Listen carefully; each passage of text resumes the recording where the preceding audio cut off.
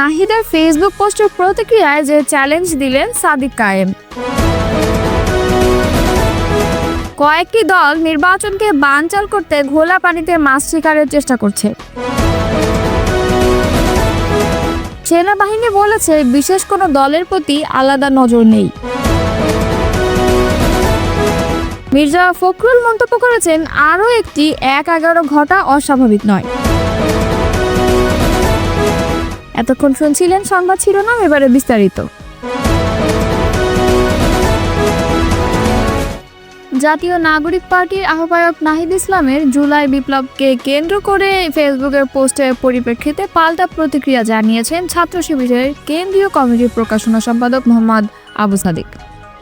ইতিহাস বিকৃতির চেষ্টা হচ্ছে দাবি করে তিনি বলেন, জুলাই আন্দোলনে তার ভূমিকাকে খাটো করার অপচেষ্টা শুধু দুঃখজনকই নয়, বরং তা আন্দোলনের সৎ ইতিহাস রচনায় বড় অন্তরায় হয়ে দাঁড়াতে পারে। ইন্টারনেট বন্ধ, কারফিউ আর দমন পীড়নের মধ্যেও আন্দোলনের ধারাবাহিকতা টিকিয়ে রাখার ক্ষেত্রে তার ও তার সহযোদ্ধাদের গুরুত্বপূর্ণ ভূমিকা ছিল বলেও জানান জুলাই আন্দোলনের এই নেতা। সাদিক কায়েম বলেন, আমি আমার যতগুলো বক্তব্য রেখেছি, আপনারা যদি ৫ আগস্টের পর সেগুলো দেখেন তাহলে দেখবেন আমি সব জায়গায়ই বলেছি জুলাই বিপ্লবের যদি কোনো মাস্টারমাইন্ড থাকে, যদি কোনো নায়ক থাকে, তাহলে তারা হলেন আমাদের শহীদরা এবং আমাদের গাজীরা। তাদের আত্মত্যাগের মাধ্যমে আমরা একটি ফ্যাসিবাদ মুক্ত বাংলাদেশ পেয়েছি। তিনি বলেন, জুলাই বিপ্লব ছিল আপামর জনতার স্বতঃস্ফূর্ত বিস্ফোরণ। এখানে সব মতের মানুষ নিজেদের ব্যক্তিগত মতভেদ ভুলে গিয়ে একটি কমন লক্ষ্য ফ্যাসিবাদ মুক্ত বাংলাদেশ বিনির্মাণের জন্য একত্রিত হয়েছিলেন। সাদিক চ্যালেঞ্জ দিয়ে বলেন, যখন খুনি হাসিনা দেশ থেকে পালিয়ে যায় সেই সময় সরকার গঠন এবং পরবর্তী সময়ে আমি কখনো সমন্বয় পরিচয়ে কোথাও গিয়ে কোনো কিছু দখল বা আত্মসাৎ করেছি এমন একটি সিঙ্গেল ডকুমেন্টও কেউ দেখাতে পারবে না। এই শিবির নেতা বলেন, জুলাই বিপ্লবে আমাদের মূল সারির যারা সমন্বয়ক ছিলেন তারা যখন ১৯ জুলাই থেকে ২ আগস্ট পর্যন্ত অনুপস্থিত ছিলেন তখন আমি কিছু কাজ করার সুযোগ পেয়েছিলাম। সেই সত্ত্বেও কিছু ঘটনা আমি মাঝে মধ্যে আমার আলাপে এনেছি। যখন ইন্টারনেট ব্ল্যাকআউট হয়, কারফিউ জারি হয়, তখন সব কিছু বিচ্ছিন্ন ছিল। সেই সময় ৯ দফা ফরমেশন, আমাদের দ্বিতীয় সারির সমন্বয়কদের সঙ্গে যোগাযোগ, তাদের সেফ হাউসে রাখার ব্যবস্থা, পাশাপাশি সব মিডিয়া হাউসে ৯ দফা পৌঁছে দেওয়া, ১৯ জুলাই থেকে ১ আগস্ট পর্যন্ত প্রতিদিনের কর্মসূচি প্রণয়ন এবং দেশি বিদেশি অসংখ্য অংশীজনের সঙ্গে আলোচনা এসব করেছি। তিনি আরও বলেন, এই ঘটনাগুলো যদি জাতির সামনে না আসে তাহলে ঐতিহাসিক বিকৃতি তৈরি হবে। এমন হাজারো ঘটনা রয়েছে যার মধ্যে কয়েকটি আমরা জানি। ইতিহাসের দায় থেকে আমরা আশা করব জাতি সব কিছু জানবে। ৫ আগস্টের পর দেখা গেছে যারা ওই গুরুত্বপূর্ণ সময় ১৯ জুলাই থেকে ২ আগস্ট পর্যন্ত অনেকে গুমের নাটক করেছে, কেউ আত্মগোপনে ছিল, আবার কেউ আন্দোলন ম্যানেজ করে ক্যাম্পাস খোলার আন্দোলন করেছিল। তারা ৫ আগস্টের পর মহাবিপ্লবী হয়ে উঠেছে। সাদিকের কথায় ৫ আগস্টের পর থেকে সেপ্টেম্বর অক্টোবর জুড়ে আমরা আমাদের আহত শহীদ পরিবারের সদস্যদের সঙ্গে দেখা করেছি, তাদের চিকিৎসার ব্যবস্থা করেছি, কিন্তু একই সময়ে যারা সমন্বয়ক পরিচয় ছিল তাদের দেখেছি দখলদারিত্ব নিয়ে ব্যস্ত। ৫ আগস্টে যেটা বলা হচ্ছে তখন সব অংশীজনের সঙ্গে আমরা আলোচনা করেছি, সায়ের ভাইও সেখানে ছিলেন। আমি মাহফুজ আলমকে বলেছিলাম সরকার গঠনের রূপরেখা কী হবে। যখন হাসিনা পালাবে আমরা নিজেরাও বলেছিলাম ১ দফার ঘোষণা মাঠ থেকেই আসবে, কোনো সেনাবাহিনীর দপ্তর বা অন্য কোনো জায়গা থেকে নয়। সরকার গঠনের বিষয়টি আমরা সবাই মিলে আলোচনা করে ঠিক করেছিলাম। তিনি বলেন, এখন এভাবে দোষারোপ করা, ভিত্তিহীন কথা বলা, যখন আমাদের মূল সারির কিছু যোদ্ধা তা করছে তখন আমাদের তা ব্যথিত করে।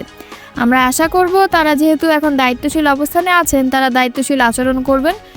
এখন যেসব বয়ান তুলে ধরা হচ্ছে তা সবাইকে কষ্ট দিচ্ছে, বিভাজন তৈরি করছে। তবে কেউ যদি জুলাই নিয়ে ব্যবসা করতে চায়, চেতনার রাজনীতি করতে চায়, আমরা তাদের বিরুদ্ধেও আন্দোলন চালিয়ে যাব।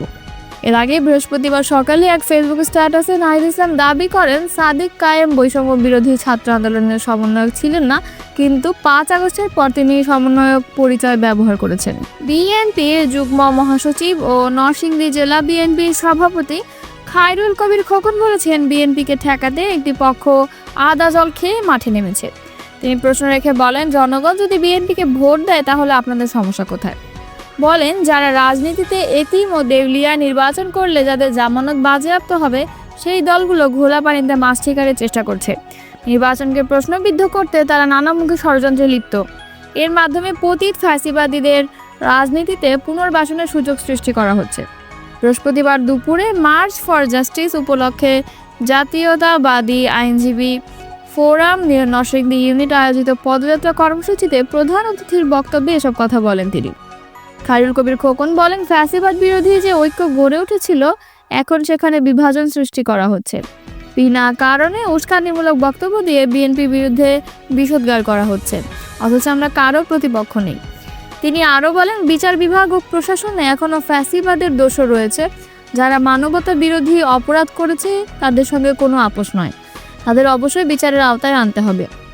তিনি জাতীয় নির্বাচনের PR পদ্ধতির প্রস্তাব নিয়ে বলেন, নির্বাচনে অংশ নিতে ভয় পায় বলেই তারা এই ধরনের প্রস্তাব দিয়ে পরিস্থিতি ঘোলাটে করার চেষ্টা করছে। ফ্যাসিবাদ প্রসঙ্গে তিনি বলেন, আগামী 100 বছরেও আওয়ামী লীগ বাংলাদেশে ক্ষমতায় ফিরতে পারবে না। জনগণ তাদের রাজনীতি করার অধিকার বাতিল করে দিয়েছে, তারা এখন ইতিহাসে গহ্বরে চলে গেছে। জামায়াত ও এনসিপির প্রতি ইঙ্গিত করে তিনি বলেন, আপনাদের ভুলের কারণে যদি ফ্যাসিবাদ ফিরে আসে তাহলে তার সমস্ত দায়ভার আপনাদেরকেই নিতে হবে। পদযাত্রা অনুষ্ঠানে সভাপতিত্ব করেন জেলা আইনজীবী ফোরামের সাধারণ সম্পাদক অ্যাডভোকেট মাসুদুল আলম ভূঁইয়া। অনুষ্ঠানে আর উপস্থিত ছিলেন জেলা আইনজীবী সমিতির সভাপতি অ্যাডভোকেট আব্দুল মান্নান ভূঁইয়া, কাজী শিশির আহমেদ প্রমুখ। সেনা সদরের মিলিটারি অপারেশনের পরিচালক কর্নেল শফিকুল ইসলাম বলেছেন, বিশেষ কোনো দলের ক্ষেত্রে আমাদের আলাদা কোনো নজর নেই। আমরা দায়িত্ব পালনের ক্ষেত্রে সকলকেই আমাদের কাছে সমানভাবে দেখেছি। যেখানে জনদুর্ভোগ বা জীবন নাশের হুমকি থাকে সেখানে আমরা কঠোর হই বা জনসাধারণকে সহায়তা করে থাকি। বৃহস্পতিবার বিকেলে ঢাকা সেনানিবাসের অফিসার্স মেস এতে আয়োজিত প্রেস ব্রিফিংয়ে এক প্রশ্নের জবাবে তিনি এসব কথা বলেন। গোপালগঞ্জে এনসিপি নেতাদের সহযোগিতার প্রসঙ্গ তুলে বিশেষ কোনো রাজনৈতিক দলের প্রতি সেনাবাহিনীর দুর্বলতা আছে কিনা জানতে চাইলে সেনা কর্মকর্তা এসব বলেছেন। এ নিয়ে তিনি তার বক্তব্যে বলেছেন, সেখানে আমরা যদি আমাদের দায়িত্ব সঠিকভাবে পালন না করতাম তাহলে হয়তো আরও হতাহত বা জীবনাশের সম্ভাবনা থাকতো। তো সেই হিসাবে আমরা এটা করেছি। এখানে জীবন বাঁচানোর মূল লক্ষ্য ছিল, অন্য কিছু না। সেনাবাহিনী কখনো কোনো রাজনৈতিক দলকে বিশেষভাবে সহায়তা করেনি বলেও দাবি করেন শফিকুল ইসলাম। তিনি আরও বলেন, যে কোনো রাজনৈতিক দল কোথায় তাদের সভা সমিতি ও বৈঠক করবে তা সাধারণত স্থানীয় প্রশাসন ও পুলিশের কাছে ক্লিয়ারেন্স নিতে হয়। উল্লেখ্য, গত 16 জুলাই গোপালগঞ্জে জাতীয় নাগরিক পার্টির কর্মসূচিতে দফায় দফায় হামলা চলে। ওই ঘটনায় সংঘর্ষে 5 জন নিহত হন। সেখানে সেনাবাহিনী প্রাণঘাতী অস্ত্র ব্যবহার করেনি উল্লেখ করে শফিকুল ইসলাম বলেন, এটা একটা অনাকাঙ্ক্ষিত পরিস্থিতি ছিল, যেখানে ইট পাটকেলই শুধু নিক্ষেপ করা হয়নি, এখানে ককটেল নিক্ষেপ করা হয়েছে। যখন সেখানে জীবনাশের হুমকি ছিল তখন আত্মরক্ষার্থে আমাদের যে আইন শৃঙ্খলা বাহিনী ছিল তারা বল প্রয়োগ করেছে বা করতে বাধ্য হয়েছে। এখানে প্রাণঘাতী কোনো অস্ত্রের ব্যবহার করা হয়নি। গোপালগঞ্জের সহিংসতার ঘটনায় সত্য উদ্ঘাটনে অবসরপ্রাপ্ত একজন বিচারকের নেতৃত্বে গঠিত তদন্ত কমিশন গঠন করে সত্য উন্মোচনে সক্ষম হবে বলে আত্মপ্রকাশ করেন তিনি।